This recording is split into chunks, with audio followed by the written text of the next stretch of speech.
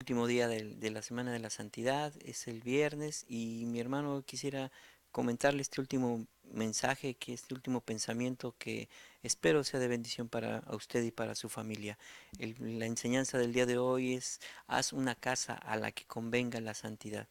Entonces, vamos a dar paso rápidamente a nuestra cita de inicio. Dice Salmo 93:5: tus testimonios son muy firmes, la santidad conviene a tu casa, oh Jehová, por los siglos y para siempre. Mi hermano, la santidad conviene a su casa. Este pasaje, mi hermano, es algo que nosotros nos ha dejado un poquito meditar, porque si se ha dado cuenta hemos tocado este punto muchas veces durante estos momentos que hemos estado mirando la palabra de Dios. Pero mi hermano, ¿por qué el Señor y aún David, inspirado por el Señor, entendía que la santidad le convenía a su casa? ¿Por qué la santidad le conviene a una casa? ¿Cuál es la conveniencia que tiene una santidad para una casa? Eso sería la primera pregunta. Y la segunda pregunta sería, entonces, ¿querrá decir que este pasaje nos está diciendo el Señor que quiere que seamos convenencieros? ¿Sí? ¿Por qué alguien convenenciero, mi hermano, es alguien que vemos normalmente en nuestra sociedad como alguien malo? Pero si se da cuenta, Pablo decía, no todas las cosas me convienen. Quiere decir, había cosas que sí nos podían convenir. Entonces, este pasaje cuando nos dice la santidad le conviene a tu casa, quiere decir que una de las cosas por las cuales nosotros podríamos ser convenencieros sería convenencieros en la santidad. Pero mi hermano, para quitarnos un poco de es un mal pensamiento de lo que es ser convenenciero, quisiera enseñarle qué significa esa palabra convenenciero. Vamos a verla, por favor. ¿Qué es ser convenenciero entonces? Es un adjetivo, según el diccionario de la Real Academia Española, que solo atiende, es un adjetivo, dice que solo atiende a sus conveniencias y no a otras, mi- sin miras a otras ni preocupaciones. O sea, es decir, que mi hermano no tiene preocupación de otras cosas, si no tiene la aflicción de otras cosas, sino que atiende solamente a lo que le conviene. Si se da cuenta, entonces cuando un cristiano, mi hermano, usted lo empieza a mirar, busca el reino de Dios, es porque le conviene. Cuando busca prestarle al pobre es porque a él le conviene y a Jehová le presta. ¿Verdad que sí? Cuando uno, mi hermano, está haciendo, santificándose es porque le conviene. Entonces, lo que le estoy tratando de dar a entender en esta tarde es que usted entienda como un rema en su corazón, es que la santidad le convenga a su casa. Haga de cuenta que le esté diciendo a toda su casa: seamos convenencieros en esta área. Mi hermano, ¿por qué? Porque la santidad nos convendrá en muchas visiones, en muchas perspectivas, mi hermano, para la casa. Veamos entonces qué es lo que continúa, mi hermano, en nuestra enseñanza. ¿Por qué es entonces que la santidad conviene a la casa? Hebreos 12:14 dice: seguid la paz con todos y la santidad, sin la cual nadie verá al Señor. Es decir, que sin santidad nadie va a ver al Señor. Quiere decir que le estoy diciendo a toda mi casa, a toda mi casa completamente, debemos ver a Dios, debemos encontrarnos con Dios. ¿Por qué? Porque, mi hermano, quién sabe si tus hijos estén mirando a Dios en las cosas que hacen, vean a Dios en ti, vean a Dios en la iglesia, vean a Dios donde quiera que se paran. ¿Por qué? Porque, mi hermano, a veces los hijos ya no quieren nada con Dios. Los hijos tienen más vista en las cosas del mundo que en las cosas de Dios, y ellos ya no ven a Dios. Por eso les cuesta trabajo ir a la iglesia, por eso no quieren ir y meterse en las cosas de Dios, porque ya no se han encontrado con Dios y el corazón se ha enfriado terriblemente. Veamos entonces un pasaje, mi hermano, que sigue. Veamos entonces las cosas que convienen a la casa. Veamos entonces, aquí vamos a mirar cómo hay una relación de la santidad con las cosas que nos convienen, mi hermano.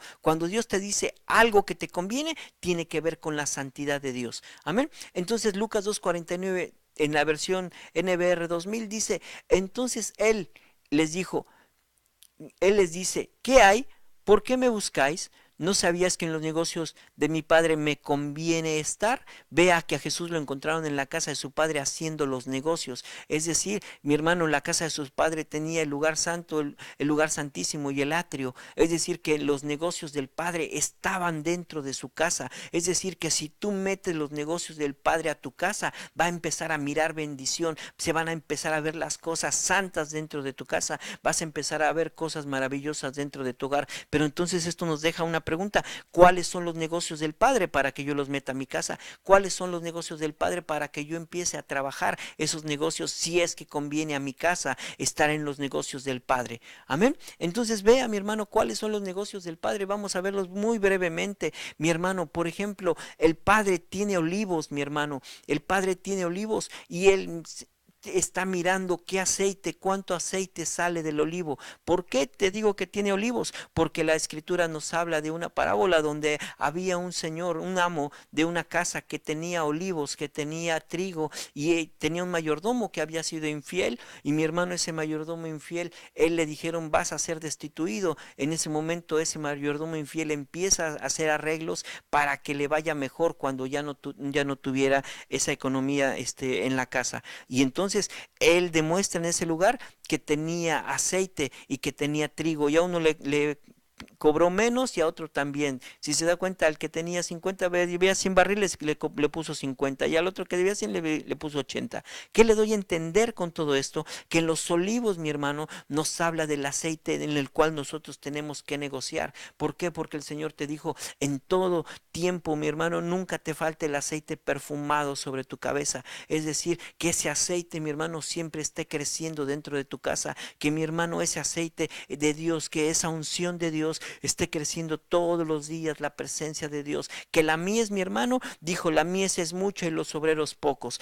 Mi hermano, muchas veces hemos hablado que la mies se refiere al evangelismo, pero en realidad los discípulos no fueron a evangelizar. Cuando los mandó a los 70, en ese momento miró que había mucha necesidad, pero haga de cuenta, déjeme enseñarlo desde esta perspectiva, mi hermano. Por favor, véalo de una manera un poquito diferente.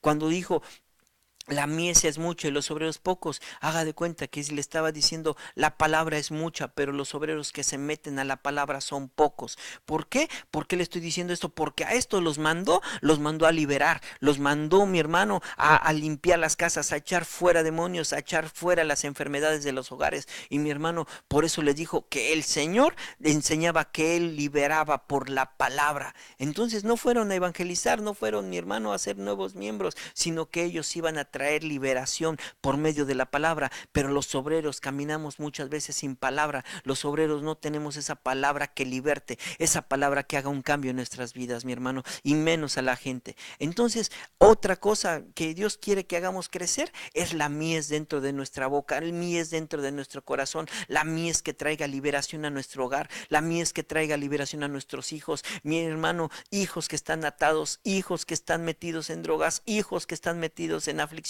hijos que están metidos en tantas cosas, mi hermano, estorbados aún por la música del mundo, mi hermano, tendrán que ser libres por la mies de la palabra, mi hermano. Mi hermano, otra cosa es la viña. ¿Por qué? Porque el Padre tiene su viña, mi hermano, y nosotros en este pasaje nos habla acerca del discipulado. ¿Por qué? Porque la viña nos habla del discípulo, porque Jesús lo dijo: yo soy la viña y mi padre, yo soy la vid verdadera, perdón, y mi padre es el labrador. Todo pámpano que en mí no lleva fruto lo quitará, ¿verdad? Entonces usted conoce mejor que yo esa cita, pero mi hermano, aquí nos está hablando de los discípulos que tienen que ser limpiados, discípulos que tienen que llevar fruto, discípulos que tienen que crecer, mi hermano. ¿Por qué? Porque esos son los pámpanos, mi hermano, que el Señor espera que sigan creciendo. Mi hermano, ¿cómo ha crecido el discipulado en tu casa? ¿Cómo ha crecido el discipulado con tus hijos? ¿Cómo ha crecido el discipulado? ¿Te has hecho discípulo, o simplemente eres una oveja en la iglesia donde estás caminando? Tercer, mi hermano, cuarto punto: ganado, mi hermano. El Señor tiene, mi hermano, ovejas. Mi hermano, ¿cómo has crecido como oveja? ¿Cómo te has multiplicado como oveja? Esos son los negocios del Padre: que crezcan los olivos, que crezca el aceite, que crezca la palabra, que crezcan los discípulos, mi hermano. Esos son los negocios del Padre, porque cuando entran los discípulos, mi hermano, más gente se añade a la iglesia. Cuando entran las ovejas, mi hermano, se empiezan a multiplicar la gente dentro de las iglesias porque las ovejas están siendo engordadas, están siendo fructíferas en la casa, mi hermano. Por eso también vemos que también el Padre tenía higueras. La higuera te habla de la sanidad. La higuera te habla, mi hermano, de tener la capacidad de sanar el corazón de otros. También decía, les haré pescadores de hombres, mi hermano. Lo que el Señor quiere es que aprendamos a pescar gente de allá afuera, que empecemos a pescar gente del mundo y que el Señor tenía una compañía de pescadores en la cual Él quería hacer crecer esa compañía. Por eso metió a Pedro y le dijo, te haré pescador de hombres. Pero también tiene un reino para administrar, mi hermano. ¿Qué capacidad tenemos para administrar el reino de los cielos? ¿Qué capacidad tenemos para administrar las cosas que tenemos de Dios? Entonces, estas son las cosas que están en los negocios del Padre. Y créeme, metemos estas cosas, estos negocios, vamos a entrar en la santidad de Dios, en vez de estar pensando en los negocios del mundo, en los negocios de la vida, mi hermano, para enredarnos. Y en estas cosas, créeme, mi hermano, dice la Escritura, que Pablo a Timoteo se lo dijo, no vamos a agradar a Dios con estas cosas. Entonces veamos la siguiente cita, por favor. Vea, Juan 16:7 dice así la palabra de Dios, pero yo os digo la verdad, os conviene que yo me vaya, porque si no me fuera, el Consolador no vendría a vosotros, mas si me fuere, os lo enviaré. Entonces, otra cosa que conviene para la santidad es que, mi hermano, venga el Consolador. Jesús hizo su parte de irse, mi hermano, a preparar lugar para nosotros, pero a nosotros nos conviene que ahora venga el Consolador. Si dejaste que Jesús entrara a tu casa, y mi hermano, ahora viene la siguiente etapa, no te quedes ahí estancado, ahora deja que empiece a ser morada el Consolador en tu casa. Hay tanta aflicción dentro de los hogares, hay tantos, mi hermano, problemas dentro de los hogares, y a veces queremos ver al Espíritu Santo como el poderoso, como el majestuoso, como el que es caballero, y que nosotros no sé de dónde lo hemos sacado, que es un caballero, y que si tú le dices vete, se va, mi hermano, etcétera. Pero realmente aquí vemos al Espíritu Santo como el consolador. Cuánta consolación necesitan los corazones en las casas, cuánta consolación necesitan las esposas por el maltrato de los esposos, cuánta consolación necesitan los padres aún por la incomprensión de la demás familia. A veces se sienten los padres que solamente los quieren para proveer la economía, se sienten como simplemente gente que tenga que proveer lo que se necesita. Y mi hermano, a veces se necesita un tiempo de consolación, y créeme, a veces no lo encuentras con los hombres, es necesario que venga el Espíritu Santo para consolarte. Pero mi hermano, esa faceta, mi hermano, la hemos olvidado. ¿Por qué? Porque en esta sociedad nos hacemos los machos, nos hacemos la gente que no creemos que necesitamos nada de nadie, pero principalmente de quien necesitamos la consolación es del Espíritu Santo de Dios en nuestras vidas. Vamos a ver el siguiente punto, por favor. Vea, Efesios 5:3, pero fornicación y toda inmundicia o avaricia ni aún se nombren entre nosotros como conviene, como a santos, mi hermano. Es decir, conviene que limpiemos los labios aún de la fornicación y la inmundicia y la lascivia, mi hermano. Es decir, que esto ya lo hemos hablado muchas veces, tenemos que aprender a limpiar, mi hermano, quitar el albur, quitar el doble sentido, quitar esa doble palabra que nos está haciendo tanto daño. ¿Por qué, mi hermano? Porque tú no te das cuenta, pero eso, mi hermano, está quitando la santidad del hogar, está quitando la santidad, y al rato ya entran palabrerías, ya entran malos pensamientos, ya empiezan a entrar las malas conversaciones que corrompen esas buenas costumbres. Pero, mi hermano, un punto que aquí se está quitando y que no se está poniendo atención es que él te dice, aún la avaricia quítala, porque esto te conviene como a un santo quitarla. ¿Por qué, mi hermano? Porque el avaro, mi hermano, no implica si tiene mucho, tiene poco. La avaricia está en el corazón, no está en el dinero de nuestros corazones, en el dinero que estamos moviendo, sino en nuestros corazones. La gente avara, mi hermano, no le sabe dar a Dios, menos le sabe dar a la gente. Por eso hay más pobreza en la iglesia, por eso no hay gente, mi hermano, que se atreva a darle lo mejor a Dios. Por eso la gente, mi hermano, está viviendo con una pobreza extrema dentro de las iglesias. ¿Por qué? Porque la avaricia está trabajando como un señor dentro del corazón, mi hermano. Eso es terrible, mi hermano. Por eso es que conviene que nos apartemos y quitemos todas estas cosas aún de nuestra boca, mi hermano, y de nuestro corazón. Veamos el siguiente pasaje, por favor. Dice Daniel 4:2, conviene que yo declare las señales y milagros que el Señor Altísimo ha hecho conmigo. Es decir, esta es la otra parte, mi hermano. Para Dios le conviene y a nosotros nos conviene que entre la santidad a través de que confieses las cosas santas que Dios está haciendo en tu vida. Las cosas y los milagros y señales que Dios empieza a hacer en tu vida, empiézaselos a contar en tu hogar y le des toda la gloria a Dios. Que sepas que no eres tú el que está haciendo esas obras, sino que el Dios Todopoderoso, creador del cielo y de la tierra, haciendo grandes maravillas en nuestra vida. Conviene que confieses, no te lo guardes, no que van a pensar, que van a decir, no te preocupes, tú confiesa las maravillas que Dios ha hecho en tu vida, mi hermano. Eso conviene para la santidad en tu casa. Veamos el siguiente pasaje, por favor. Hechos 8:26. De igual manera el Espíritu nos ayuda en nuestra debilidad, porque no hemos de pedir como conviene. Pues, ¿qué hemos de pedir, perdón, como conviene? No lo sabemos, pero el Espíritu Santo mismo intercede por nosotros con gemidos indecibles. Mire cómo conviene la santidad, el no estar pidiendo, mi hermano, como se nos pega la gana. A veces hemos declarado, tú pide, tú declara, y hemos escuchado tantas predicaciones donde te dicen, usted declare, usted tome, usted arrebate, usted tiene todo, usted tiene una supergracia para recibir de todo. Mi hermano, aquí nos está diciendo que a veces pedimos, pero pedimos porque y no recibimos perdón porque pedimos mal. Entonces, ese es el problema, que a veces entra la frustración dentro del cristianismo, dentro del Hijo de Dios, porque pide mal, porque pide para sus propios deleites y no para lo que conviene en el reino de los cielos. Por eso, mi hermano, el corazón está insatisfecho, el corazón está necesitado, el corazón está hambriento de ver la bendición de Dios, de conocer a ese Dios que realmente responde, ese Dios que realmente está maravillando los corazones y los ojos de tanta gente en otras partes del mundo, y nosotros quisiéramos ver a ese Dios maravilloso, pero a veces no lo vemos porque no pedimos conforme a lo que conviene. Pero aquí fíjate cómo te lo dice, no sabemos cómo, pues qué pediremos, perdón, pues qué hemos de pedir como conviene, no lo sabemos. ¿Por qué no lo sabemos? Pues porque no nos hemos metido con el Espíritu Santo para empezar a pedir con gemidos indecibles, para decirle al Espíritu Santo, toma la autoridad sobre mis labios y empieza a poner en mi corazón cómo pedir como conviene, para que empiece a pedir conforme a tu voluntad. Y cuando pida, recibiré, porque recibiré creyendo que estoy haciendo las cosas como deben de ser. Amén. Entonces vamos con el siguiente pasaje, por favor. Mateo 3:15. Pero Jesús le respondió, deja ahora, porque así conviene que cumplamos con toda justicia.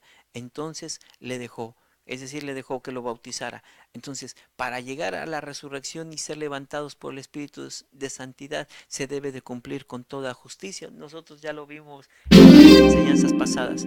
Pero este pasaje, mi hermano, nos hace pensar que realmente este pasaje nos dice, tenemos que cumplir con toda justicia, porque eso conviene a tu casa. Eso conviene, mi hermano, que cumplamos con toda justicia, porque cumpliendo con toda justicia va a venir el mismo Espíritu Santo a tu casa, va a venir el mismo Padre a decir dentro de tu mismo hogar, estos son mis hijos amados en quien tengo complacencia. Imagínate qué hermoso, mi hermano, que lo diga de ti, qué hermoso que lo diga de tu esposa, pero que no lo dijera de tus hijos, sería algo muy doloroso. Pero imagínate ser una casa a la cual convenga la santidad, y esa santidad, mi hermano, nos haga ver cambios, nos haga ver transformaciones, donde el mismo Espíritu Santo empiece a caer con un fuego abrasador, empiece a transformar las bocas, empiece a transformar los corazones, empiece a transformar el caminar, aún te frene para ir a hacer las cosas que tú quieres a algún lugar, como lo hizo con los discípulos, y empiece a gobernar tu vida, mi hermano,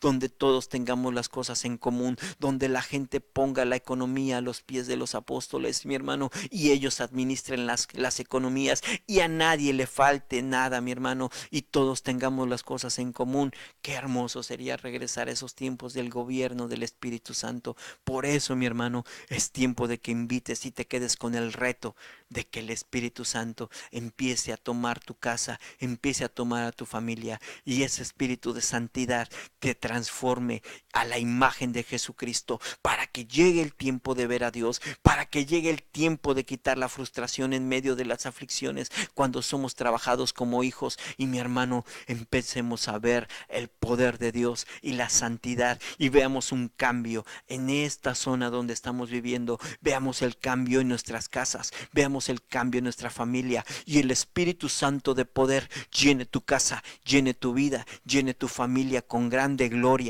en el nombre de Jesús. Mi hermano, te dejo con esta meditación y pide al Espíritu Santo que empiece a trabajar en tu hogar. Mi hermano, cumplamos con toda justicia delante de Dios, en el nombre de Jesucristo. Dios te bendiga, y me dio un grande gusto estar contigo, y que el poder del Señor sea sobre tu vida, en el nombre de Jesús. Bendiciones, mi hermano.